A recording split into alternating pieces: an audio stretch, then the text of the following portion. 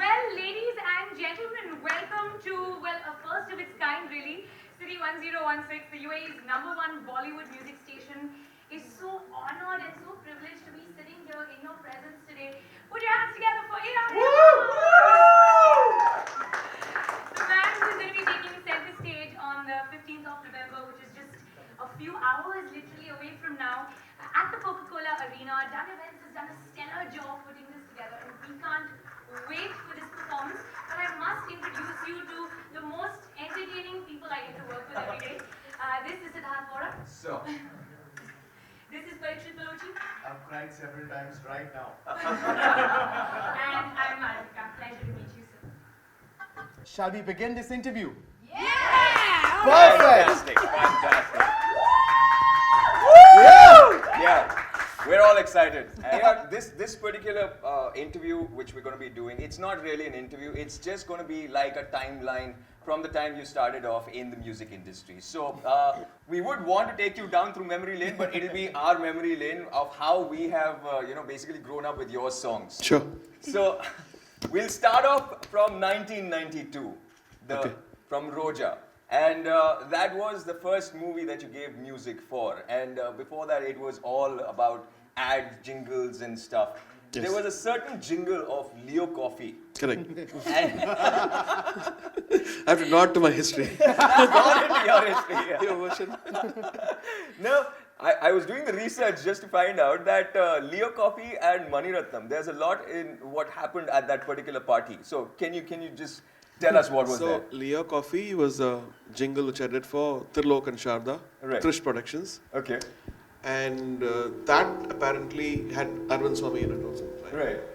So that won an award and we were celebrating that award. Okay. And I didn't know that Sharda Trilok's brother was Mani Ratnam. Okay. Wow. Okay. So then Mani Ratnam comes there. Huh. And I said, oh. Oh. So I invited him to my studio. I said, I have a little studio and give Right. Until this time, nobody knew about AR Rahman, the musician, the music composer. They knew all the jingles and I was Right. playing keyboards, right? Right. So I played almost 10 years. So Correct. everybody knows Yumi as a kid Okay. with a keyboard. Right. So then he came over to the studios, Mani Ratnam. So said he yes. came 6 months later. Okay. So Destiny pulled him in. Wow. 6 months. 6 months later he said, I'm doing a movie and I want you to, I just want to check you out. Play your stuff. Okay. Okay. And all the songs that you played out were there in the No, album? I didn't play any songs. I played the music I've done like documentary and things which I thought were very special, Right. which I took time to create. Uh-huh. So he could understand my palette of possibilities of what I could do. Right. And then I gave him tunes and he disappeared. He never came back. Then I thought, okay, maybe he didn't like it. And then he came back and said, I like it all. Pack it all. I might use it in my next movies. Like this and the next. So that's how the relationship is. Wow. Amazing. Wow. Amazing. Now moving to 95. Rangila, which was your first original Hindi score. And that time, I grew up in Rajasthan, West. How old are you? I'm 31. That time. I tell you, I have so many stories. Yeah. No, right now I'm 31. At that time I was what? 7 years old.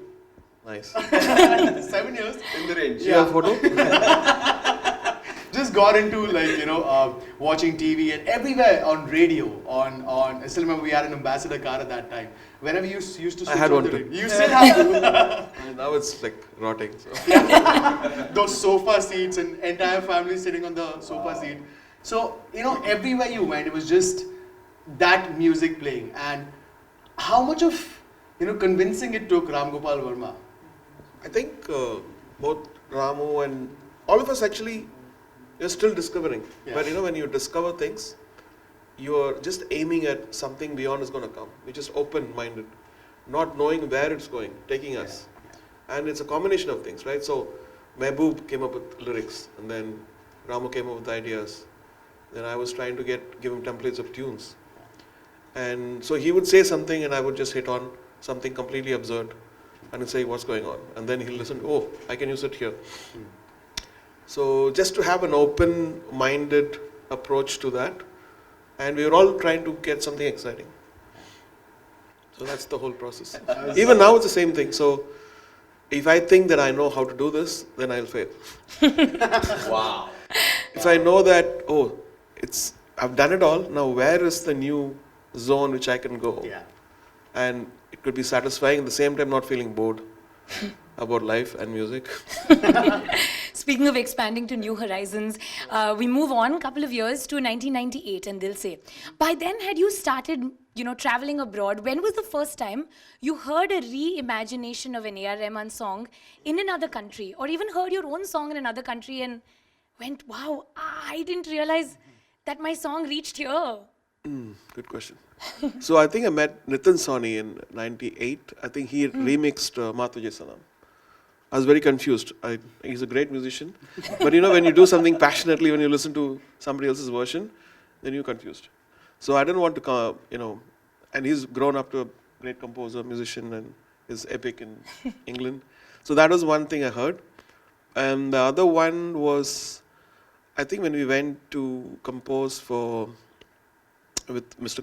Subhash Ghai to Kul Manali, so I heard some Russians taken Kehna Hai Kya and reamed and dancing, and I was like, Wow. yeah. So that was like surreal experience for the first time when you see another culture coming and dancing. And reimagining your music, your tunes, So right? the dance and everything, so it's really beautiful. Oh, amazing. And I'm guessing with Mr. Subhash Ghai, you must have gone for Tal. No, we went for a movie called Shikhar, I think, Okay. So which never happened. so let's talk about It had Shah Rukh Khan, and I think then he changed plans and made Tal. Okay, so let's talk about the movie which actually happened with Mr. Ghai, Tal. Now, the year is 1999, and I'm guessing Sukhwinder Singh was one of the guys who were just absolutely mind-blowing in that one song called Ramta Jogi. Now, again, research tells that particular song was recorded on your laptop in a hotel room. True? No. I don't know. No, I think it's done for Tal. And all of Tal was actually, I'll go to Mumbai, I take the afternoon flight, I'll reach by evening, Okay. and I'll take the next morning flight back to Chennai. So every time I took a trip, Right. I'd go to Mahim Dargah, Okay. and then I go to the recording just to feel fresh. And then I'll finish the recording and go back to Chennai. Okay. So I was forced that every time you take a flight, you have to record a song, and it has to be happy. And the same thing with so again, Ramta Jogi was very similar, and then also the Tal remix. Yes. Mr. Guy said, I need a remix in the second half, and need Right. this character to come and take over the song. Okay, let me try something. I've never remixed anything, but give it to me, and then we'll start doing something. Then that happened, that whole Tal remix. Yeah. Uh, That was the one. that's what. That was the one. Okay, perfect. Moving on to when I was 13. Okay, let's talk about Sukhwinder Singh. Sukhwinder Singh actually came in for something else. Yeah. I was very fascinated by Nusrat Saab Yeah. Okay. and his Punjabi lyrics and the Yes, way he would yes. sing things. And I said, why can't we? I started loving Punjabi suddenly. Yeah. The Tamil guy started loving Punjabi. I feel you.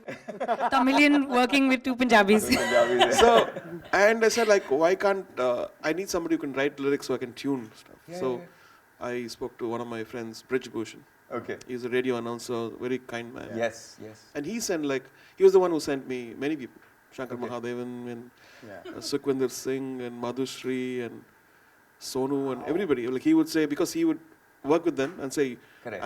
I've moderated for you. Yes. Now, here's the next singer. And most of the singers of the 90s came through his guidance. So he sent Sukhwinder as a lyricist. And we were jamming with Sukhwinder, and Sukhwinder was singing. Yes. And we went into the room, and I was doing Vande Mataram that time. Right. And I asked him, like, do you have any lyric? He said, I have Baba Bulle Shah's Wow. one quote. Yes. And then Thaya Thaya was born. Yeah. And then Wow. became Chaya Chaya. After that, I think post that came Ramta Jogi. So these were the first. Fantastic. Well, these are the stories you will never ever hear anywhere. But this generation, previous generations. How many If people you're a in the millennial. room You were have 7, right? goosebumps right now? It's just crazy. Now, like, I don't mind saying the story again and again because the generations are changing. That's Yeah. a good sign, no?